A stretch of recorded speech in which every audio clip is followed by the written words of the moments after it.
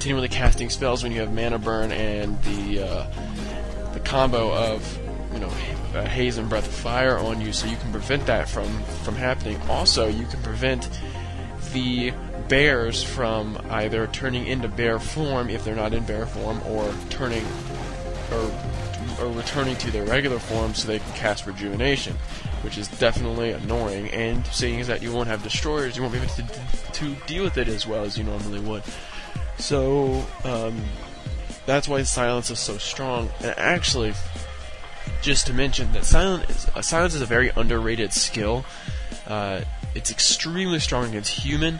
It's extremely strong against any race, really. It's very annoying. You're basically able to. It's basically, it can prevent a Death Knight from coiling. It can prevent a Paladin from healing. It can prevent a lot of things. And should be used more often by more players as the first skill of the Dark Ranger. Now, I'm not saying you go Dark Ranger first and get silence. That's not going to work. But it is definitely possible for you to get silence later on a secondary hero as a first skill. So you're going to see a quick battle here where the first thing he does is he sends his Pit Lord in, and he howled, and he casted silence, so the heroes couldn't do any damage, and he focus fired on that Demon Hunter, and he's forced to teleport out. There was too many units there, and too many skeletons. It was a smart move to leave. You had to leave at that point. I don't know if this is the time when he selects a couple wisps and brings them out, but he will do that at one point, and you will see it's not very effective. Also, no matter who you're playing, but especially if you're playing against this strategy, you need to make sure, especially if you're playing undead players, because some undead players are going to be tricky. They're not going to stick with the standard, no expansion until they actually need it type strategy. Some undead players are going to get expansions, and most Night Elf players are just going to say, I'm not going to have to scout them because they're not going to make an expansion. I'm fighting, I'm going to fight a 2 expansion versus 1 expansion battle the whole game, and that's the way it's going to be.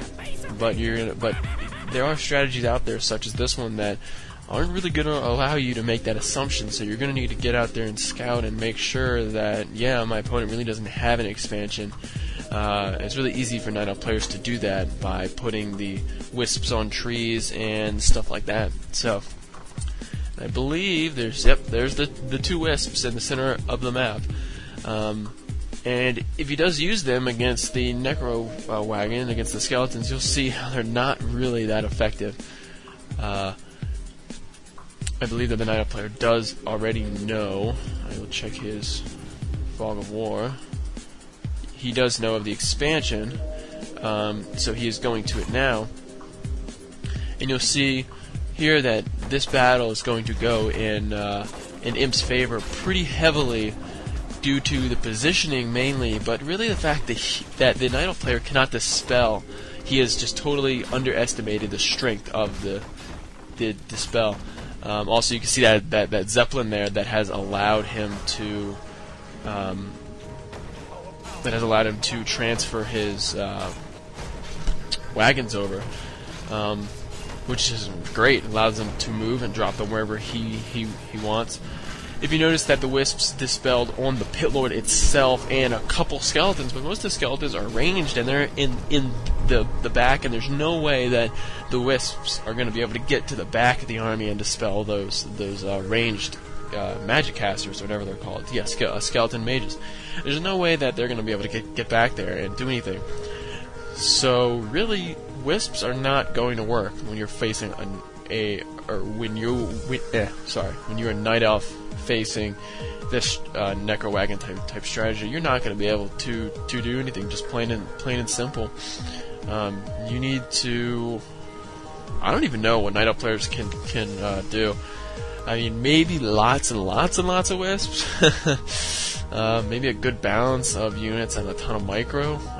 But really, I think this is really strong against Night Elves. And if any undead players are having trouble against Night Elves because they can't pull off that Garg bullshit that's so damn annoying and micro intensive, then this is something you guys should definitely attempt. It's definitely a good idea here. So the Night Elf player is about to teleport into his expansion, I think. We'll see shortly. Try to defend against the oncoming force. Nope, it goes down. I was incorrect. See, that's one of the great benefits to having siege in your army, no matter what race you are, is you're able to just so easily take down expansions before the player even has a chance to teleport back. I'd also like to mention two things about the upgrades that Imp has selected on his units. If you notice, he has, if you click on any of the skeletons, if he has any right now, he has one down by the expansion, the dead expansion of the Night Elf player. You can click on that one. You can see that the skeletons are 3-0. Very good idea to upgrade them. You upgrade them by giving them the ghoul upgrade. You upgrade them because they're your main damage output.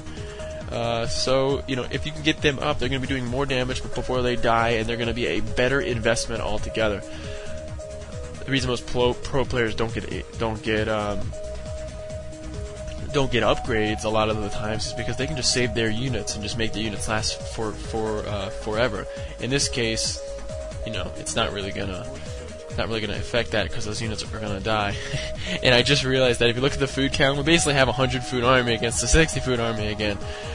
So basically the same thing occurred in this game that occurred in the last game. One player didn't scout out the expansions real well, and you're gonna end up dying against a hell of a lot of skeletons. And I feel the urge to sneeze, and it's coming. Okay, I turned off my microphone, and if I sneeze again, I'll just click it off again. Alright, sorry about that, guys.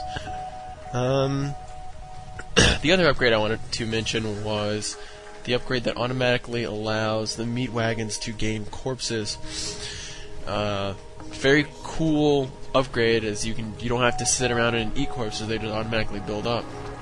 I, however, don't know and don't actually think they do, but when they're inside the Zeppelin, I don't think they actually get corpses. The other thing to mention is that Dryads, as you can see in that last battle that just ended the game in seconds, you can see that Dryads really don't counter the meat wagons. So, overall, just going to go over a couple points, just main points of this game. Basically, Necro Wagon. I don't know how a Night Elf that's not pro is going to be able to counter it, as long as you're playing on equal playing field. You're both sort of the same level. There wasn't a crazy harass that occurred, blah blah blah. Basically, the counters that I see, I don't see Fairy Dragons working because of Web. I don't see Dryads working because of the Siege and the fact that they just don't have enough mana.